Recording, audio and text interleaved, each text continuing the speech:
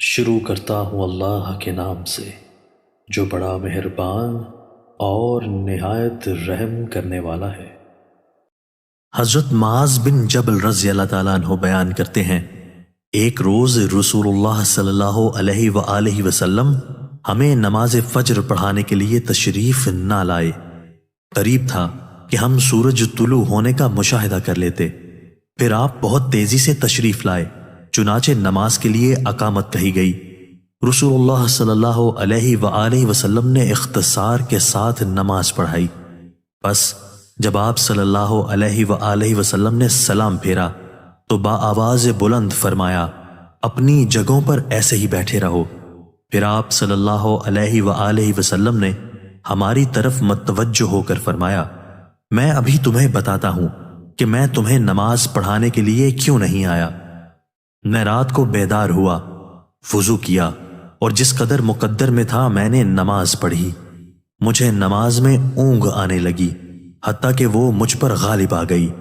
تب میں نے اپنے رب تبارک و تعالیٰ کو بہترین صورت میں دیکھا، چنانچہ اس نے فرمایا، محمد۔ میں نے عرض کیا، میرے رب حاضر ہوں۔ فرمایا، فرشتے کس چیز کے بارے میں بحث و مباحثہ کر رہے ہیں؟ میں نے عرض کیا، میں نہیں جانتا۔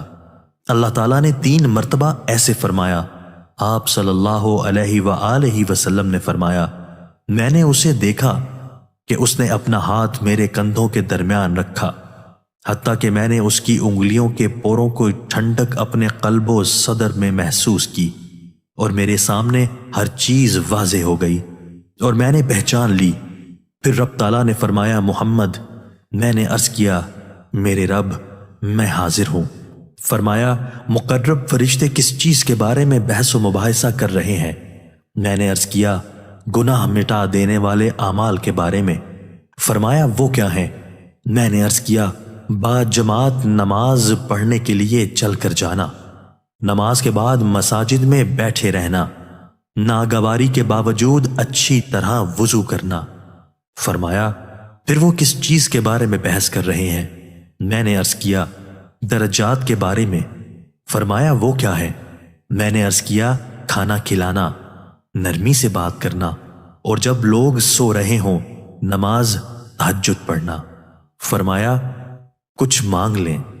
آپ صلی اللہ علیہ وآلہ وسلم نے فرمایا، میں نے عرض کیا، اے اللہ، تجھ سے نیک اعمال بجا لانے، برے کام چھوڑ دینے اور مساکین سے محبت کرنے کی توفیق مانگتا ہوں، اور یہ کہ تو مجھے بخش دے اور مجھ پر رحم فرما، اور جب تو کسی قوم کو فتنے سے دوچار کرنا چاہے تو مجھے اس میں مبتلا کیے بغیر فوت کر دینا۔ میں تجھ سے تیری محبت، تجھ سے محبت کرنے والوں کی محبت اور ایسے عمل کی محبت کا سوال کرتا ہوں جو مجھے تیری محبت کے قریب کر دے۔ پھر رسول اللہ صلی اللہ علیہ وآلہ وسلم نے فرمایا، یہ خواب حق ہے، بس اسے یاد کر لو اور پھر اسے دوسروں کو بتاؤ۔